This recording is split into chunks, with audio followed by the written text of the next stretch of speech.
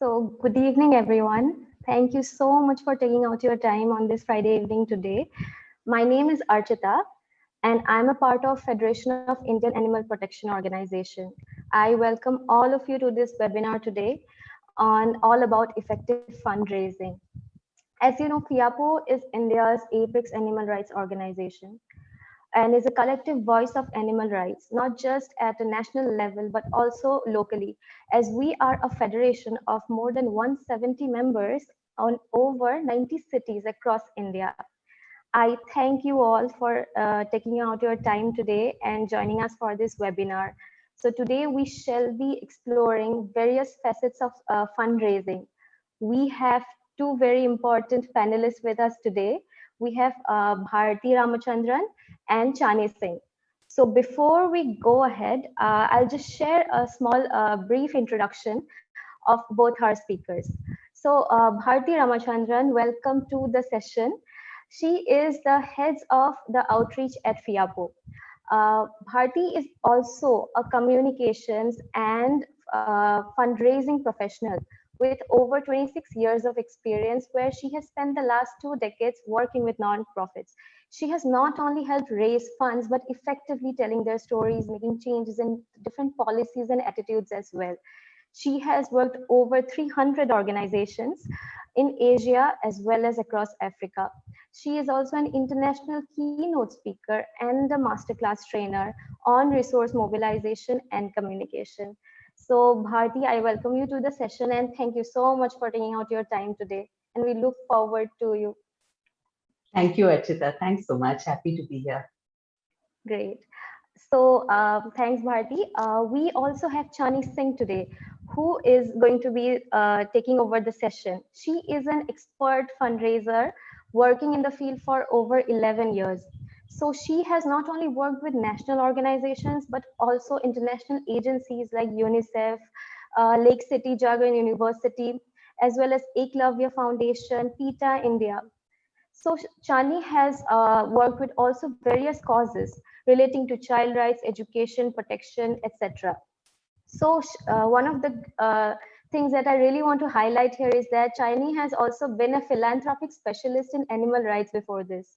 So where she has also raised different funds using various mediums like HNIs, crowdfunding, along many other ways, which she will also be sharing with us today for the webinar.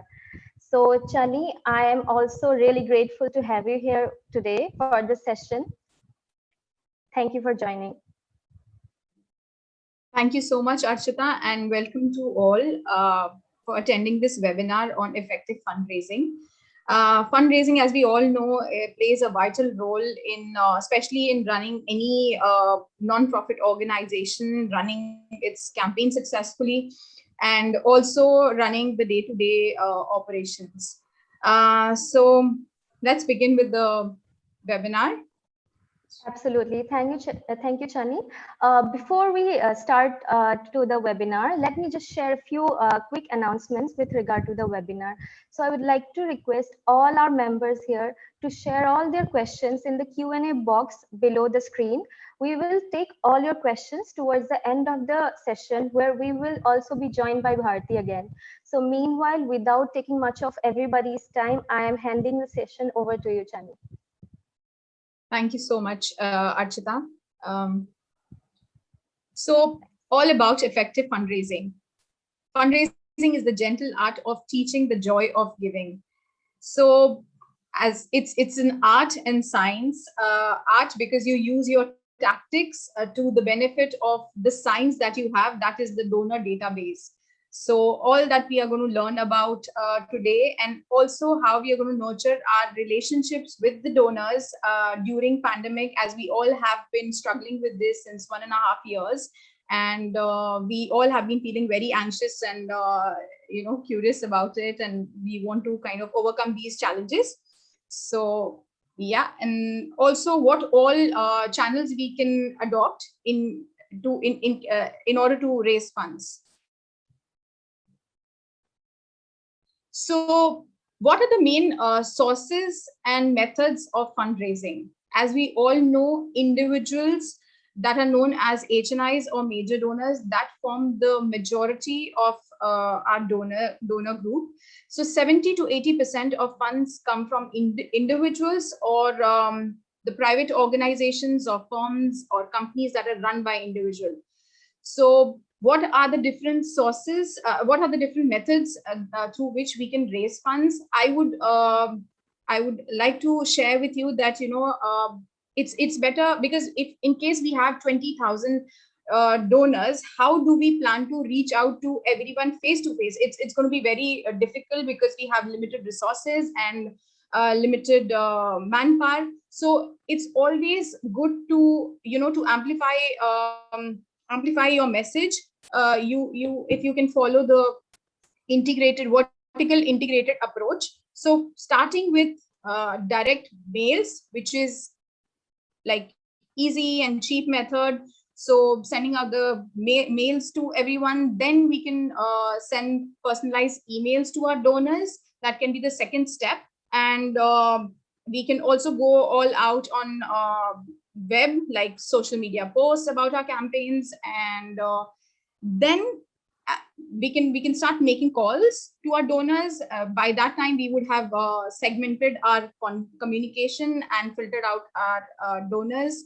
And last would be face-to-face communication, because that will be our major donors or major donors, because of course it requires a lot of time and resources, and it wouldn't be possible to kind of travel throughout the country and go and meet everybody over the coffee. So yeah, but that's something where so these are various methods to kind of raise funds through individuals.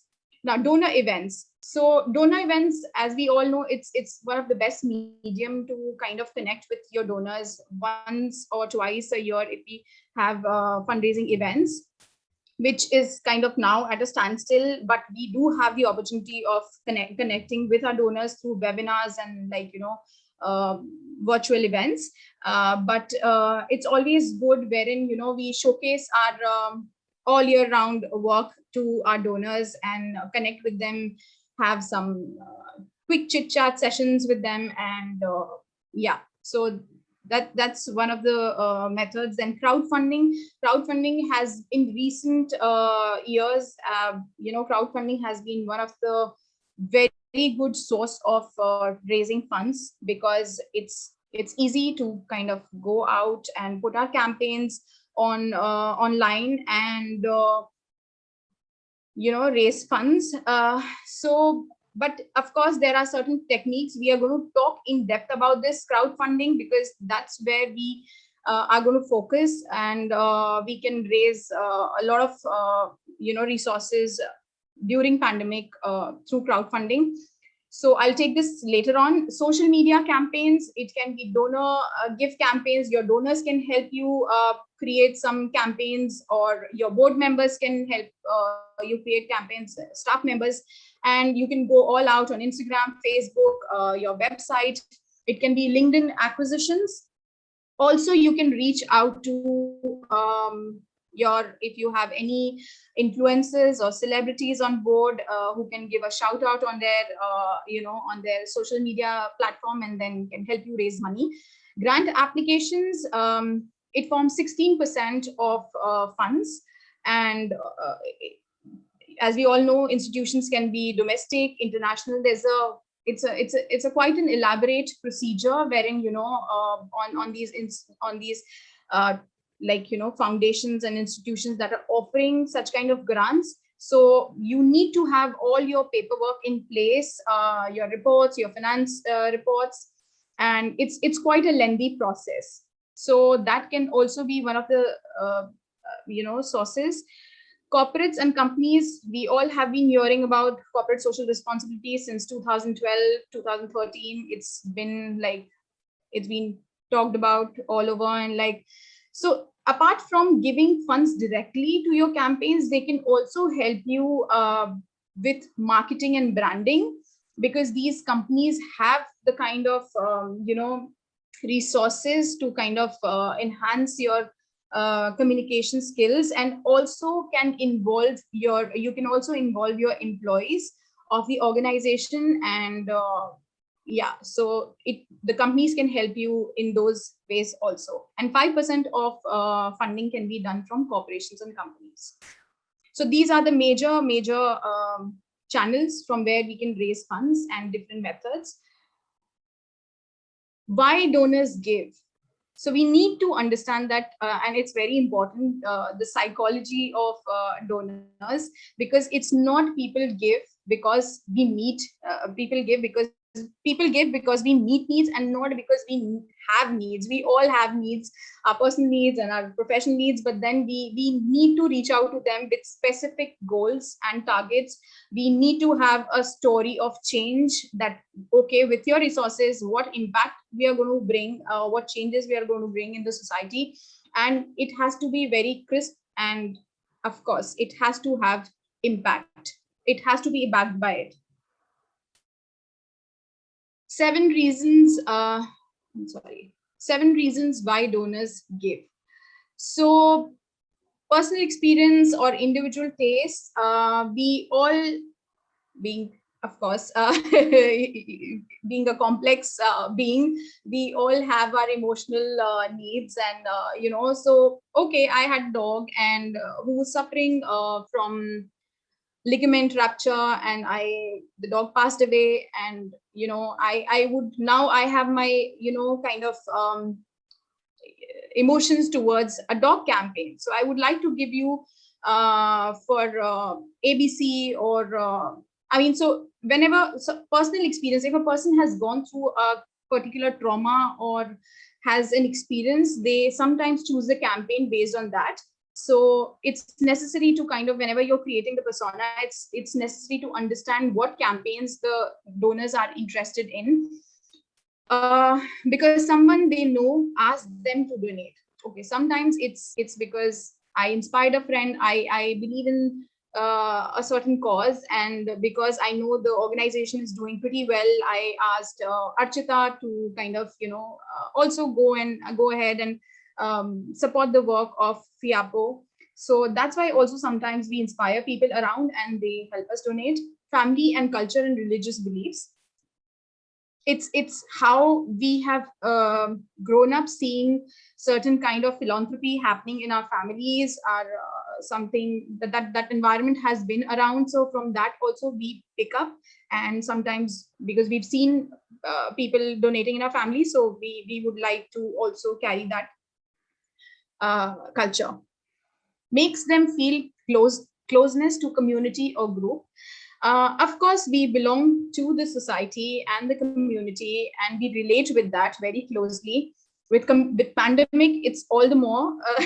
So, I mean, whenever we feel that gratitude and abundance, we would like to contribute, since we are getting from the society. So we would like to give back through our services and through our donations. Social status, sometimes it is because it's because I belong to a certain group of society, and it's kind of common there. I see other people doing it, so that is why I'm doing it. So again, it's peer pressure.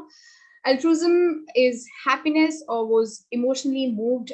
So I was just going through Instagram and I just saw on Keto a moving story, and immediately I made a decision to kind of donate, and because it gave me a sense of belongingness and happiness. So, and it was an emotional moment for me, so that is why I donated. Desire to help and help improve someone's life. Of course, sometimes we have a very strong need to help others in need or in distress. So because of that, if people would also donate. Fundraising should be based on values and beliefs and not just on financial needs. So you cannot, it's like there were these old times when people would just send those cold mails and okay, fine, we need money and we are raising money for so many, millions and billions of animals or people in distress. Now people are smarter. They like knowing about the return on their investments, and that is why you have to kind of attach their attach your need to their belief system. And because every donor would want to know what's in it for me, like, yeah. So that's the WIM concept. Yeah. Why donors not give? So one versus many. So it's high time that we start talking about one change, one story, and not just give the vague numbers or figures. Like UNICEF for years talked about millions and millions of children dying of hunger in so and so place, and they realized that it is not easy to raise money with this approach. And now they, if you see, they will talk with facts and figures, and all the big organizations and successful organizations are doing that. So it's the story of change and also talking with facts and figures and statistics. So it's easy to kind of gauge people's interest by giving them numbers like 815 million lives are, like, in distress, and they are dying of hunger. So you can kind of relate quickly and, like, easily. So yeah, then futility thinking. So why highlight the negative then the positive? So people often focus on those they can't save, like, there's so many animals dying and we are not able to save because of lack of resources. Might as well you talk about with your funds and donations how many lives I can save. So that's how you can draft your story, like helped 85% of 100 animals suffering instead of talking 20% of 1,000 animals. So that's how you can kind of create your story around going overboard, talking about the problems. We emphasize more on talking about the magnitude of the problem and issues rather than the positive stories. So we have to be hopeful and faithful, and we talk about the positive side. Like 48% people, according to a survey, feel that talking about these problems help us raise money. So generally that's the idea behind talking only about the grief and not the positive side. And that's for you to decide what kind of you want to highlight and what do you want to talk about. Bystander effect. So most of the people would want to give to the problems that are less known or less popular. We do have a tendency, like if something happens on the road and if there are 20 people to help that animal or that person in distress, people, if they know that there are other people to help, they would kind of, they'll just be the passerby. But in fact, if there is nobody or just one person, you'll quickly go and reach out with help. So that's the kind of psychology is there. So you have to create unique campaigns, in case to, like, when you're drafting your campaigns. Credibility. People, of course, as a donor, I would be worried about how my money is going to be used. And so it's very important for the non-profits to focus on gaining their trust. And this can be done through the annual report. So you have to kind of every year follow this and be compliant, have the statement of income and expenditure in place. Donors often get turned off by the thought that their money will be used for logistics or marketing, branding, or any other overhead cost than the direct services. For example, if you have a campaign like 1,000, if there's like a need to raise money for sterilizing cats, 10,000 rupees you want to raise. If you show them that, in group A shows that 7 cats can be sterilized in 10,000 rupees, and group B says that 9 cats can be sterilized in 10,000 rupees. So, anybody would like to go with group B because their overhead cost or like admin cost is less. So they know that the reach, the direct services is more, and that's how donors choose sometimes. So according to a survey, why donors stop giving? 58%, because I could no longer afford to give. 36% felt others were more deserving. 18% poor service or communication. 16% death. death of the donor or somebody in the family. 13% never thanked for donating. 9% no memory of supporting. Most of the people, like in corporate houses or big private firms, sometimes they are just randomly writing checks, and they do not remember that to what all causes they are donating. It's for tax purposes, or they have people to kind of look into the details. So sometimes they don't remember that. No information on how money was used. Thought the charity did not need them. So 5 out of 8 reasons, if you see here, why donors stopped giving to NGOs was because of the basic communication issues. Communication is very, very important to nurture your donor relationships and to cultivate that relationship. Hence, and most of the time, even if your organization or your campaign has potential, but you did not reach out to them on time, come on, we all want to be thanked for the kind of help we are giving or the support we are giving. So if you do not reach out to them, make them feel that their donation is important to you, you will have the lapse there. And that is why donor retention comes in. Bible for your fundraising, database management, accurate tracking of donor in database. So as we all know, database is the backbone of any fundraising department. It cannot be done in Excel sheets or spreadsheets or Word documents or any other random document. It has to be a proper software, because it will, every time you need any information based on their giving history or their professional personal information or any notification, so you will have the information handy here. Plus the data is confidential, because any donor's concern is that how the information will be used. So you need to have a proper software in place. So that's point one. Donor servicing. It's very important to kind of provide excellent donor servicing, because again, it's all about the donor experience. And since we know that individuals are the bigger chunk and the major pool of our donor database, so it's the entire experience. And so do not follow the shotgun approach.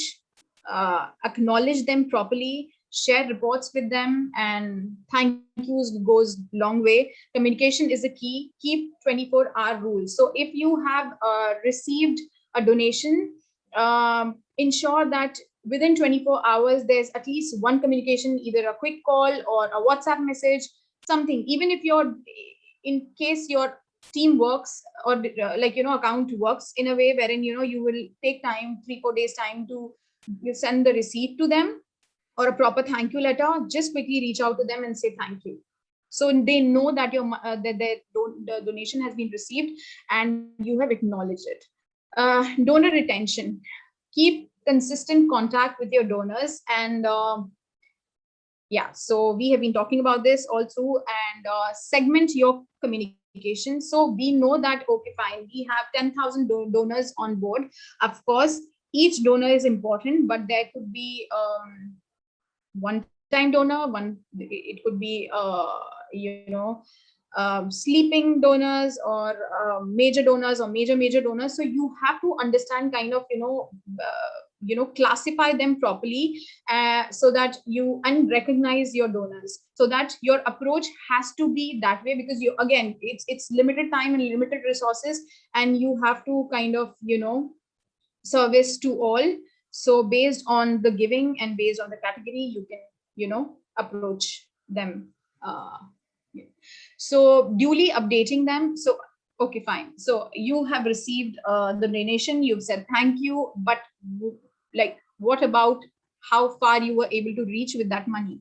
So it's very important to kind of send them proper updates. It can be through monthly newsletters, it can be through quarterly update reports, annual newsletter, annual report, or a short video of the work done. But please showcase your work so that they know that the money has been used properly, and next time again they would want to give to you.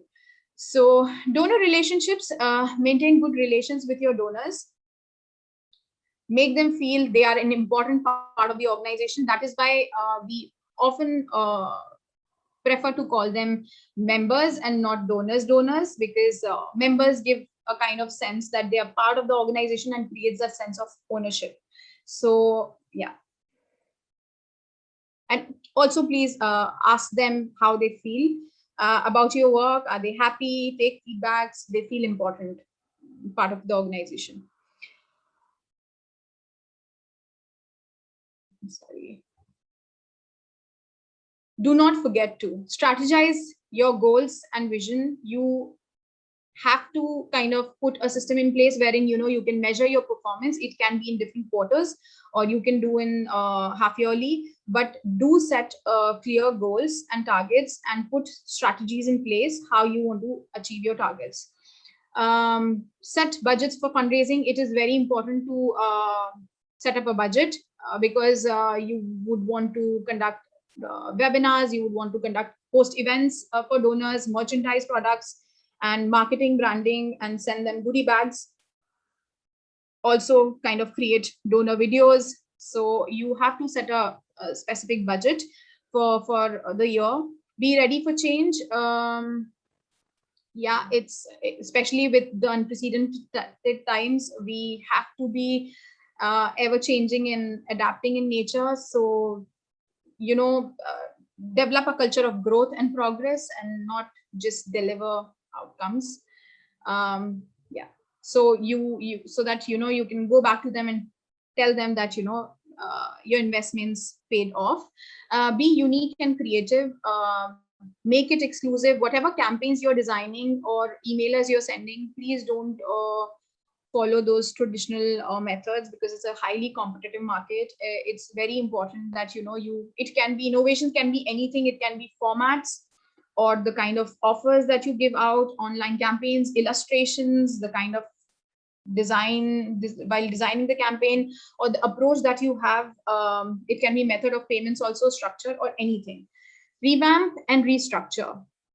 If you've been following the old policies and procedures, please, now is the time, because we have not been having those physical meetings and events. So it's better we utilize this time and restructure our SOPs and revamp any old donor membership forms that are there lying on our website and which is quite outdated and doesn't kind of relate anywhere to today's scenario. So please do that. And important registrations. So please have all the important registrations in place, like section 12A ATG is the very basic that we need to have. Then Darpan, in case you are looking out for government funding, FCRA renewals, FCRA registrations for foreign funding, and MCA for CSR funding.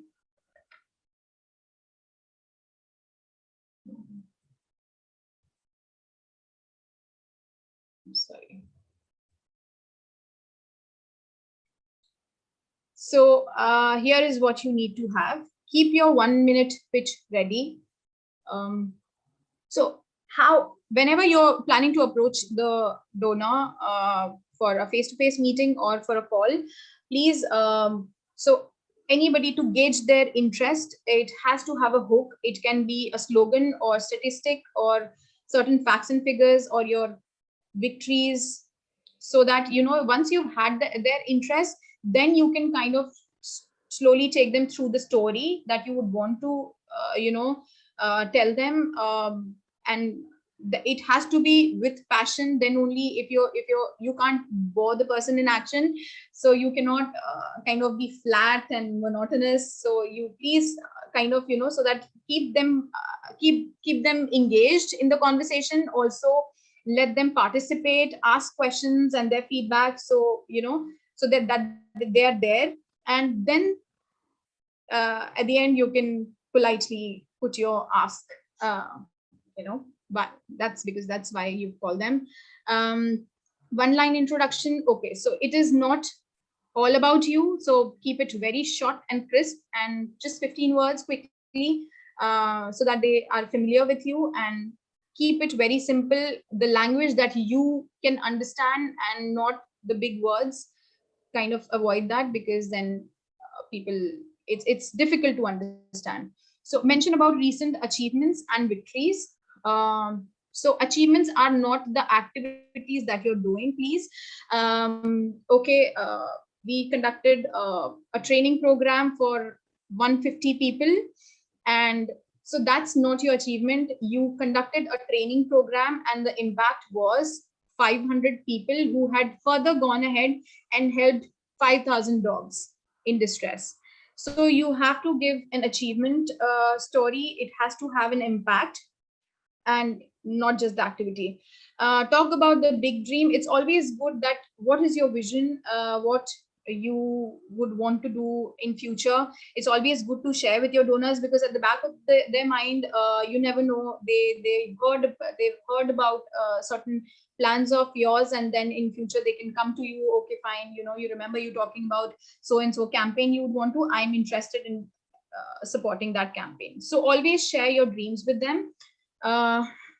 Thank yous, use it as much as you can. It doesn't hurt how you use your please. So and there could be different ways of using your thank yous, so please do it in your conversations. Personalize it. Again, it shouldn't be as if you're reading a pitch, or it's a yeah. So it is that you can connect with them and create that personal experience for them, and it should operate as a donor centered organization.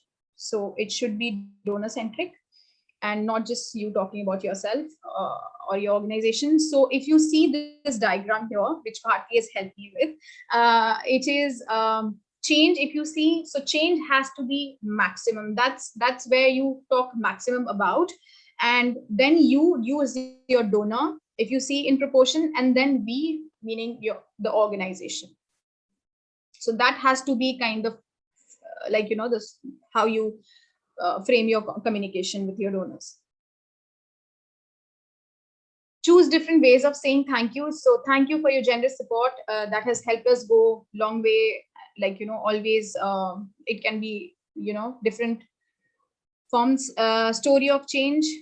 Your donation will enable us to fight for the rights of animals who lead a miserable life in cramped, filthy cages, waiting to be slaughtered for food. So be very specific and narrate a story here, and just don't be vague. Do not hesitate to share the dream of the organization. I've already said in next year you plan to do so and so. Direct them to a real person. So whenever you have a communication with them, it's very important through your message or email, or so they know who to reach out to when they have any queries or they need any updates. So share your numbers, email IDs, and if you're not there, share your colleague's number in the department, but please direct them to a real person. And PS, so try to add PS at the end of the email, like, okay, fine, next time whenever you're in Delhi, it would be great if we can meet over coffee, and if we can share about so and so campaign. Do not ask for more while thanking. So once you've realized you've said enough, then stop. Just thank them wholeheartedly and stop. Yeah. Raising funds for animal welfare and animal rights organization. It surely is challenging. Why? Because competing against other causes, and we all have felt this in last 1.5 years, where every campaign or everything on crowdfunding platform or anywhere was talking about COVID. And so yeah, it surely is difficult.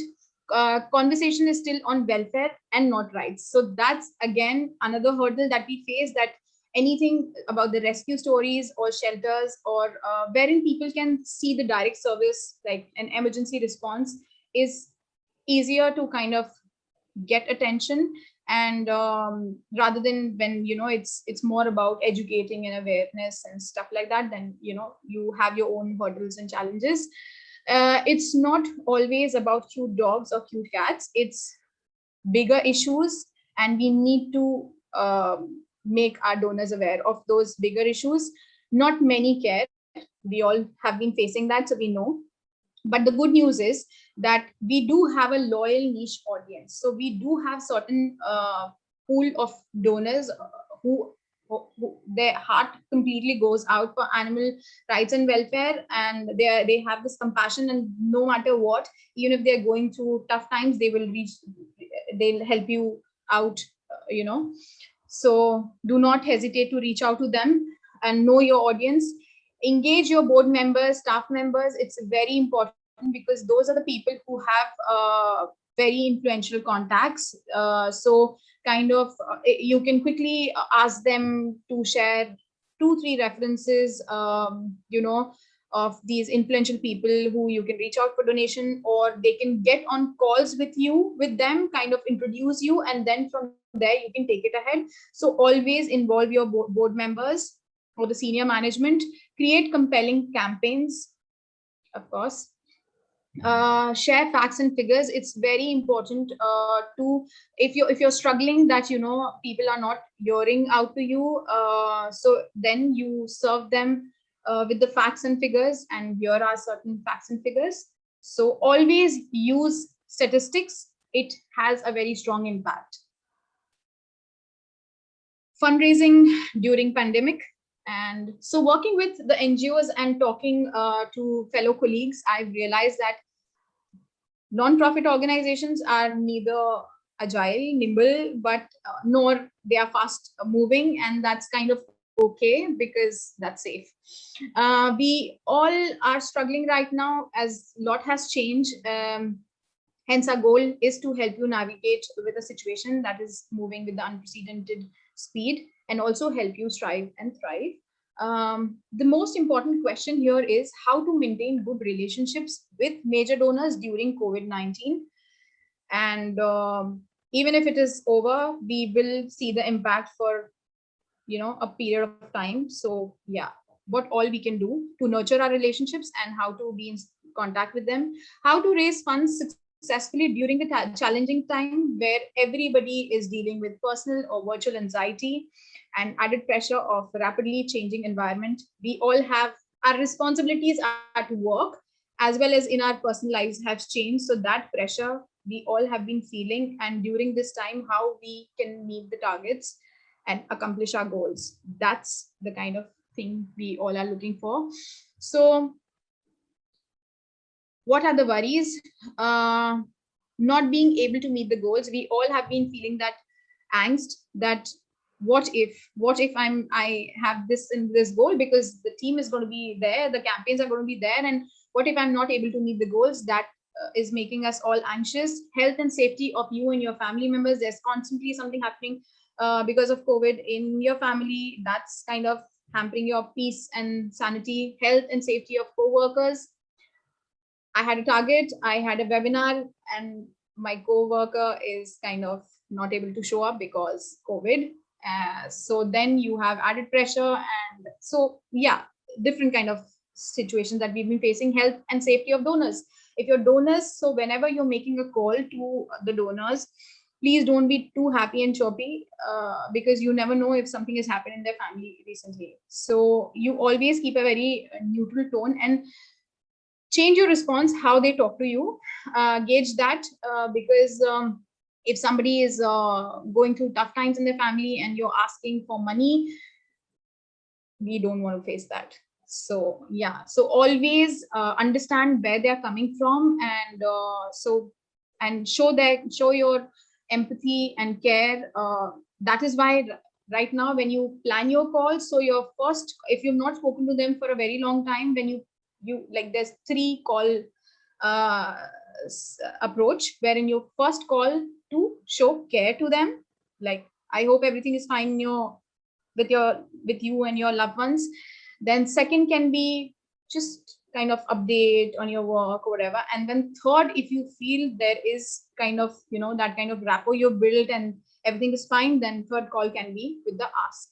So yeah, health and safety of donors, potential layoffs and stress of losing jobs. So recently we've had scenarios wherein we had been calling our major donors, and most of them have the heart to give, and they have given some good amount in past, but then they have been going through situations wherein they've recently lost their jobs, but they are hopeful that, you know, in next 2 months situations are going to get better, and they have made a pledge that, you know, once everything is fine, they have been eyeing on certain job, then, you know, they will give to you. So you can put that in your notes, and after some time you can follow up with them politely.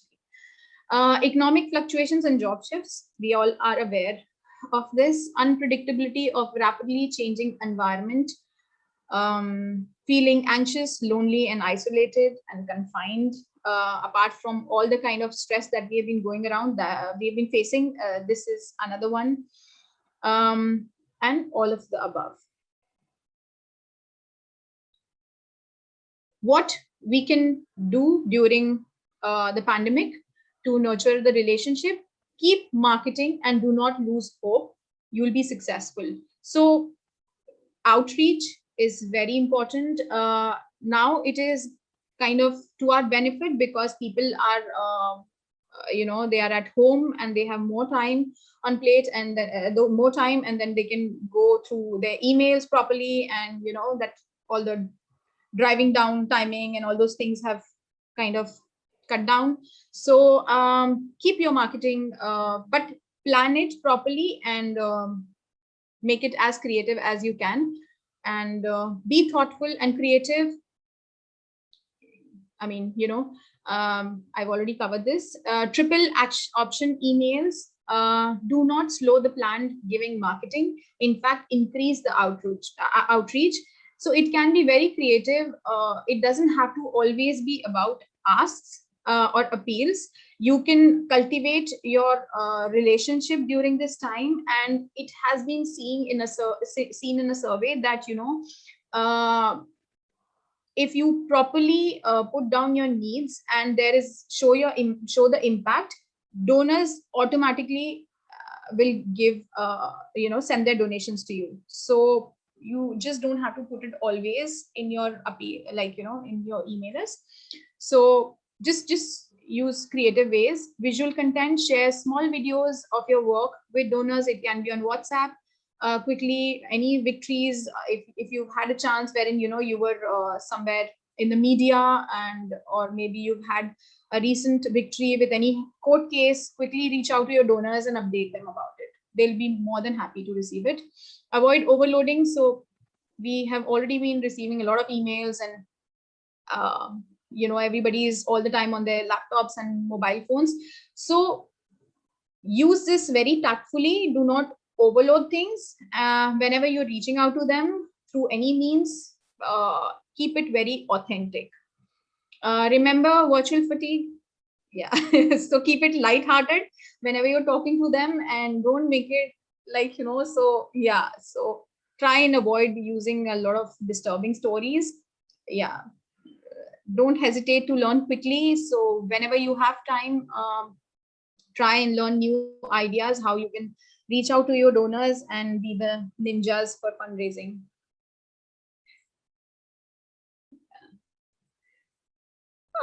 So what are the virtual ways of fundraising? Virtual peer-to-peer fundraising. So we can seek help from our board members, our staff members, and you know, so, or in fact donors also, that, you know, we can design campaigns wherein they can go on their social media pages and you know, seek, I mean, raise funds for us on our behalf also.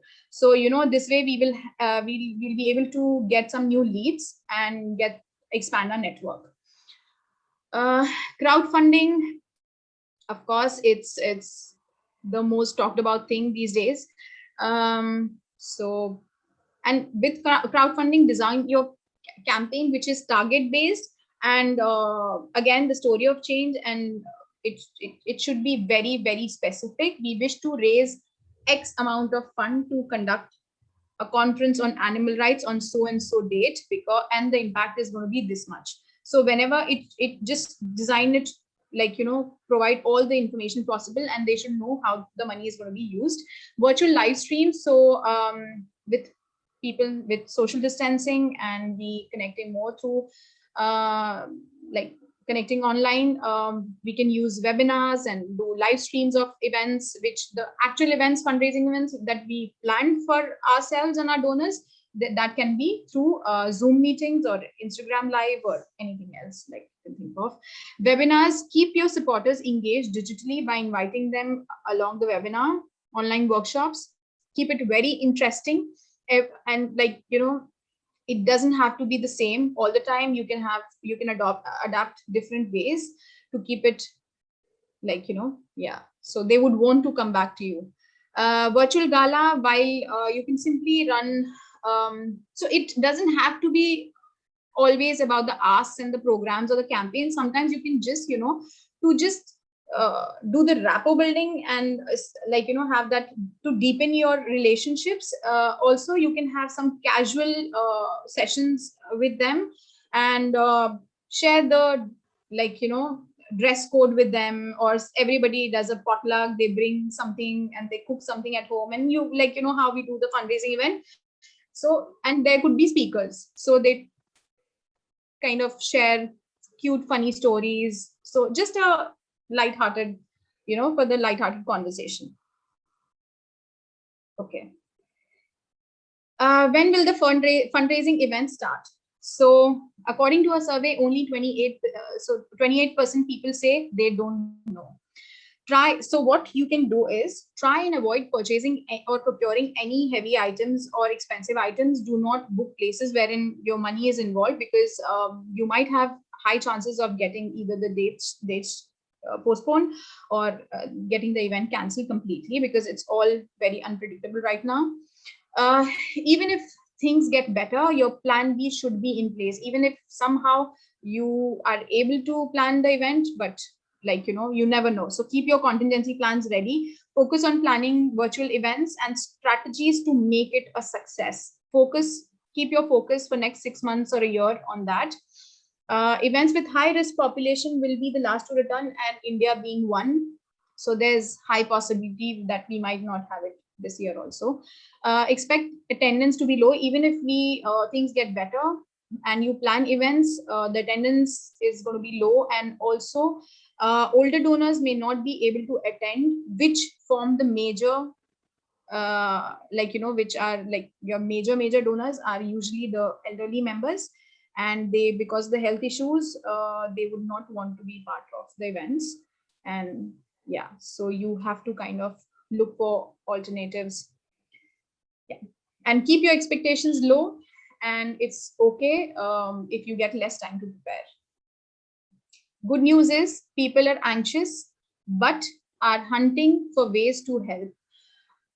Pandemic and everything that has changed has also, you know, made us all more able to empathize with each other and be more generous and kind.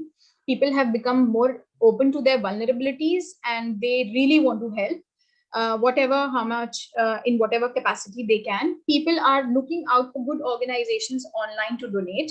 So that's to our benefit. People are deeply connecting with loved ones and friends and use this opportunity to reach out to them. That is why webinars and all the virtual galas and online stuff that we have been talking about, more chances of them responding to your calls and emails and online asks, because we are mostly at home and we have more time. So yeah, this can be an advantage. Crowdfunding platforms had recorded the highest giving during pandemic. So we can plan this ahead. And yeah. Crowdfunding, how crowdfunding works. Crowdfunding is, since you know that you are not talking about your campaigns, it's you put all the information out on a platform, and they are kind of, so you have to plan a strong story. So it has to be a compelling story, and it kind of should create a sense of urgency. So and so is in need, and we urgently plan to raise funds, so much amount, and this will be the impact. So I mean, again, crowdfunding, why it is famous, because and gaining so much of popularity, is because they use staple communication elements, which is really strong, and it is very successful.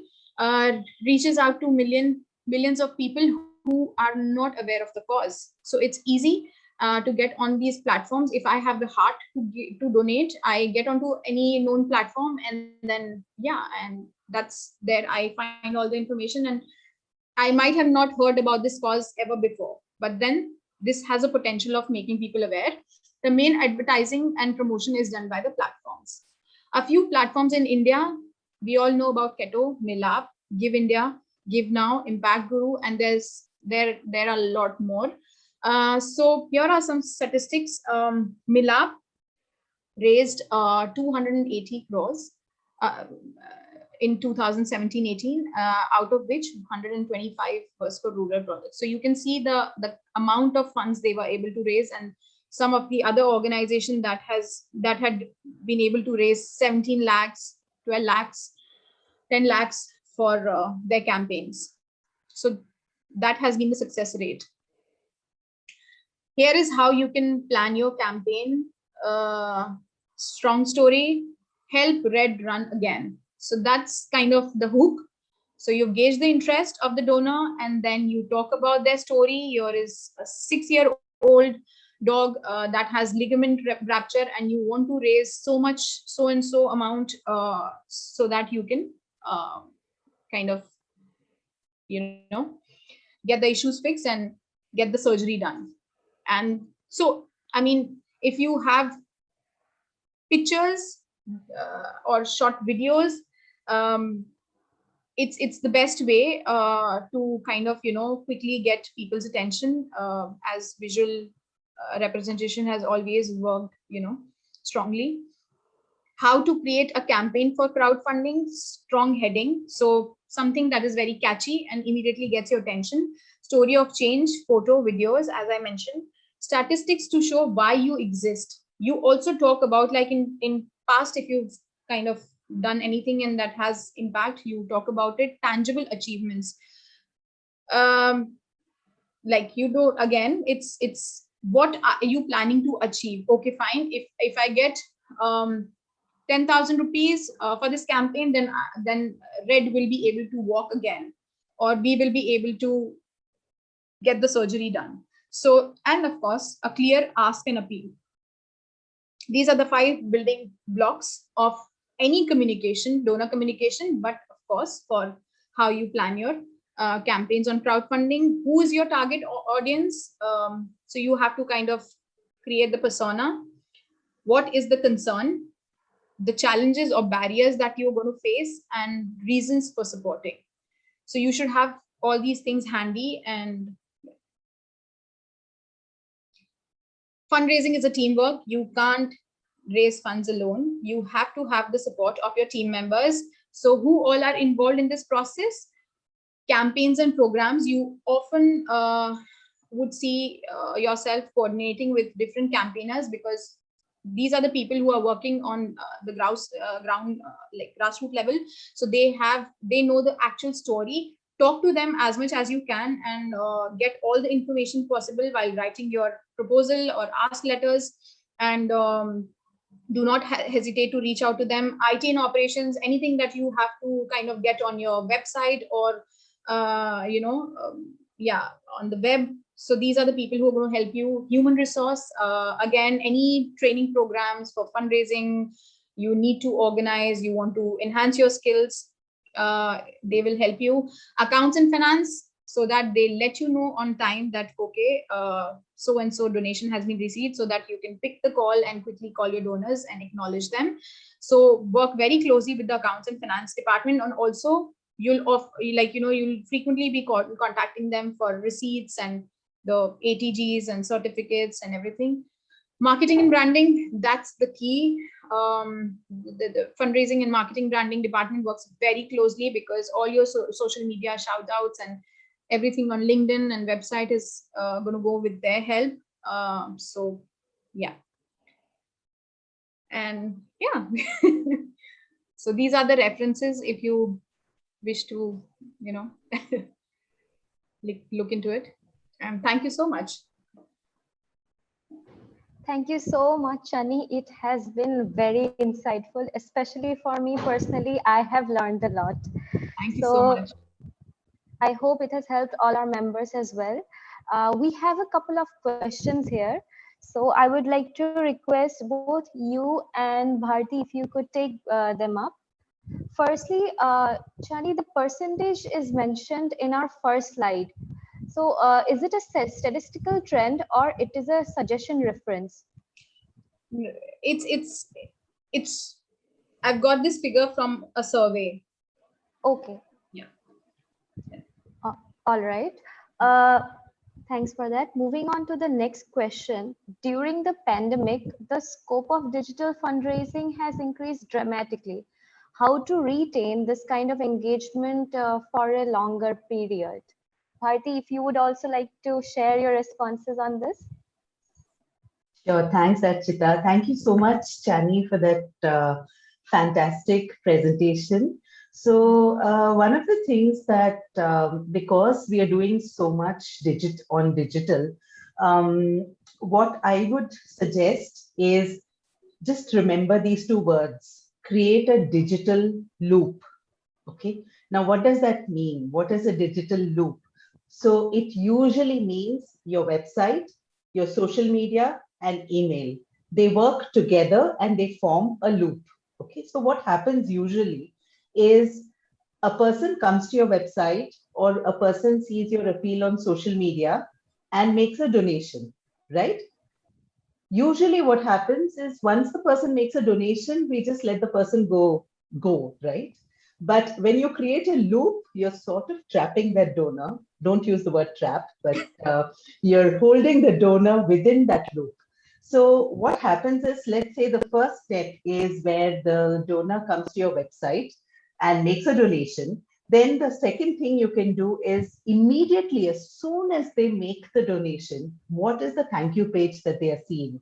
That is the most important step. Usually we find, either some kind of a, bland page, which just says thank you for your donation. But that is the page where we need to encourage them to subscribe to our social media, have something there that makes them want to subscribe, to like your Facebook page or to follow you on Twitter or to follow you on Instagram. Because why is that important? Because the more people see you and follow you on social media, the more they will be updated about the work that you do. And the next time you call them to talk to them, there's recall. They would have seen your post. So there is a certain amount of recall. So that even if they haven't been giving that often, their mind tells them that, I have a connection with this audience, with this organization, because I've been seeing them on my Insta feed for so long. Okay. So once they are following you on social media, they've entered that loop. The third tool that you can use to actually seal that loop is what I call email newsletters. So, I have used email newsletters very, very successfully in fundraising. There was once a case where we started an email newsletter just as a thank you device, but people loved the newsletter so much, and we would send it monthly. And people loved the newsletter so much that they started to give donations when we were just sending a thank you email. So a retention device or a newsletter which was just meant to say thank you, it started to give us donations. So website, social media, and email newsletters. If you create a loop like this, then your donor is constantly being attended to and being given information, or what fundraisers call retention. Then the retention goes up.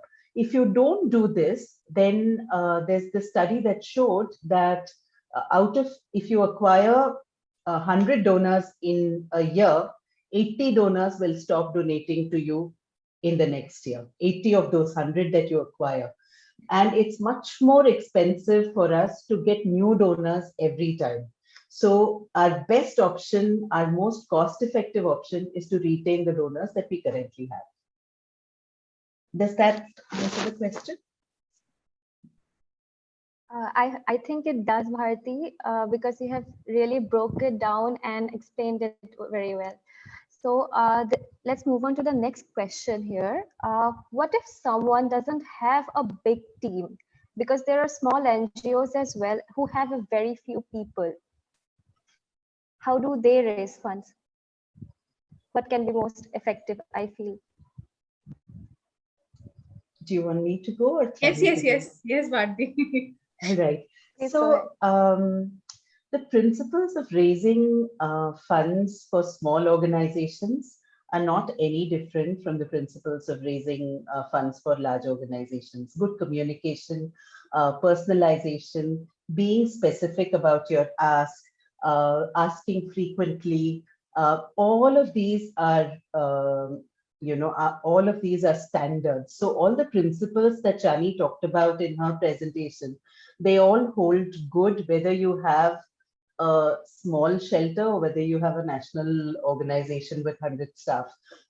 So, I mean, I just want to share an example here that there are things, in the, this is not an example from the animal world, but this is an example from CRY. And when they first started, they started with 50 donors.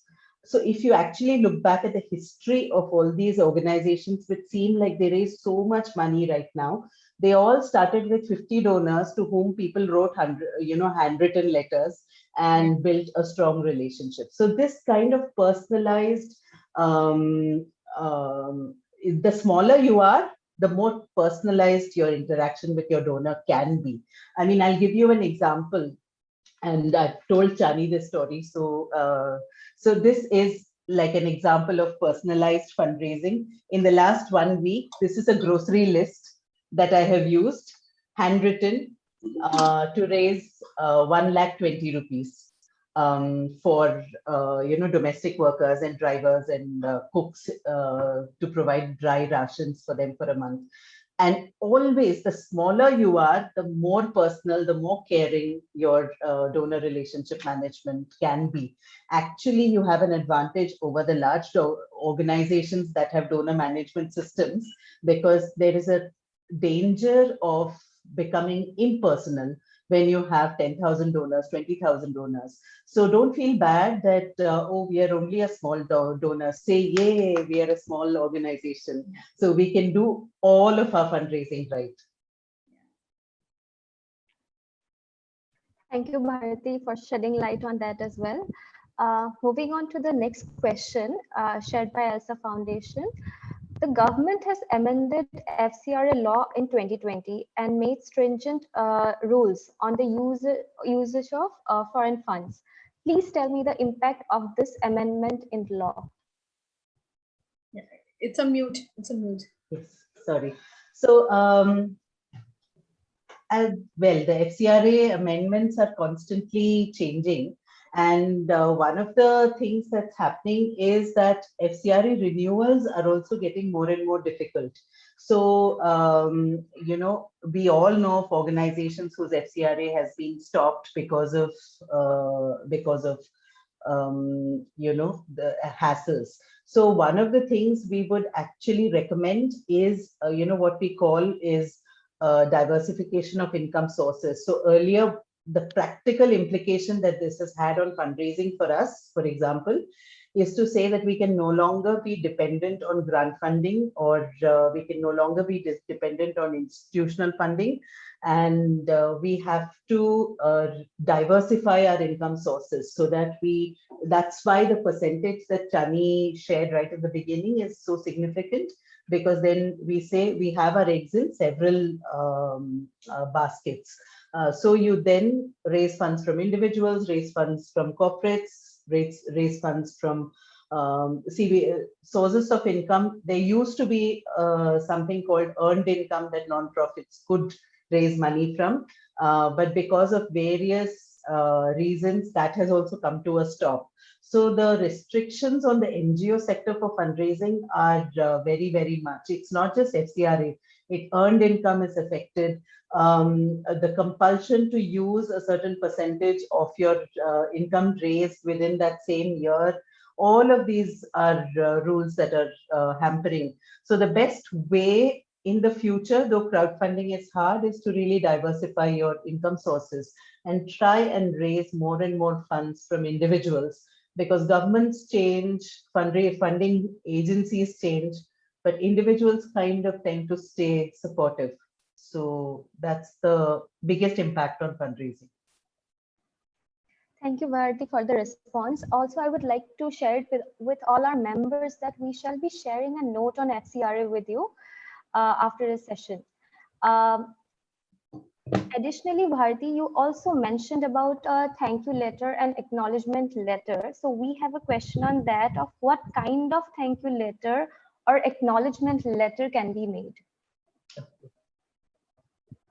So, well, Chani writes very beautiful letters. And the thing about letters is start off, like she said, start with something that is more unique than thank you for your donation of 2,000 rupees for XXX. I would actually say something like, Red is now in a hospital and getting looked at by a doctor thanks to the 2,000 rupees. So change the introduction of your thank you letter so that people are able to read. So that's people are interested to read more. Otherwise, if they sense that it's just a normal thank you letter and you're just saying thank you for donation, they will just, their minds will just gloss over the rest of the letter. So try and switch up the start of the letter. The second thing you need to do is you need to tell them that you will be in touch with them and report to them on how their money is going to be used. And tell them that you're going to be sending them newsletters, tell them you're going to be sending them an annual report, tell them you might be calling them, be in touch. The reason we do this is so that they are able to anticipate that you will be in touch with them. So they're not surprised when you actually send them stuff and they read it. The third thing you need to do is also establish credibility of some sort. So you need to tell them that you will get a thank you letter and an ETG certificate or whatever that is. And the fourth thing I would do in a thank you letter, yeah, there are 4 things at least that you could do in a thank you letter. The fourth thing I would do is maybe tell them that, before we have a chance to send you the thank you letter, there are some very interesting stories of work that we do, which is being supported by donors like you. So please go right now to our Facebook page and like it. So do that right now.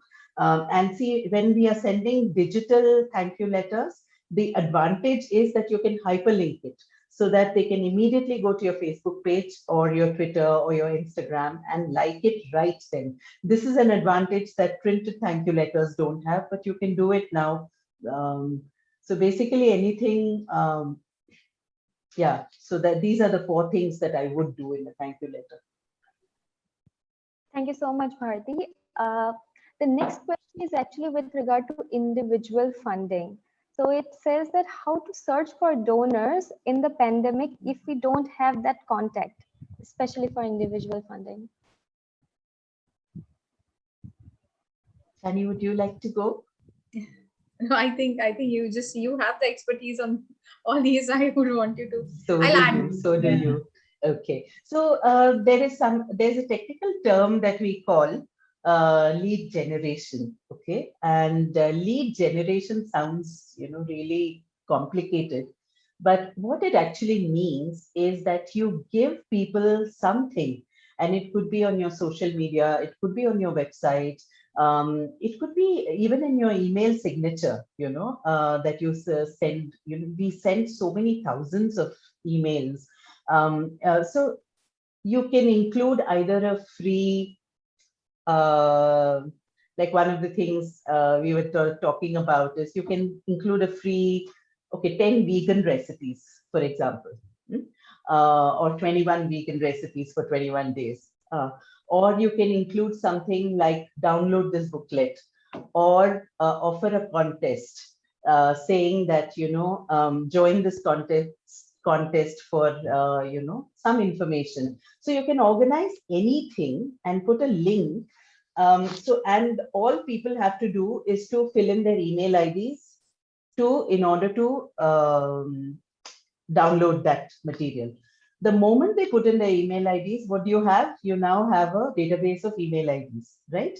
So there are some very simple ways in which you can use your website, you can use your social media to harvest email IDs. You can run campaigns on LinkedIn, you can run campaigns on other, social media, getting people, basically the crux of this is how do you get people to give you their information? And you can think of creative ways to do that. You can do petitions, saying that sign this petition for, stopping the cutting down of forests, whatever that petition is. The moment people give you their information, you have a warm list. The moment you have a warm list of contacts, you can then send them an appeal letter with an ask. So that's how you search for donors who are interested in your cause, even during a pandemic. Chani, please feel free to add. Yeah, I think that's one of the that's like you can use this during pandemic, and otherwise also that's how, I mean, earlier we used to send those cold mails, and then if we get the calls and then you wait for it. So now it is to our advantage that everything is so much online, and everybody is updated about things. So use these methods, and and create, so it doesn't have to be an appeal or ask every time, but even if you're sending a normal emailer to kind of talk about a certain campaign, make it in a way wherein people might have questions and they would want to reach out to you, or they will click it, and that's how you kind of get the data. So that can be something that Bharti has shared. You have to strategize in a way so that you get maximum leads from these emailers and social media campaigns. Thank you, Chani. Padma also shared the question with us from Lift to Rescue NGO. He asked that how it is difficult or easy to get grant and aid for animal welfare organizations.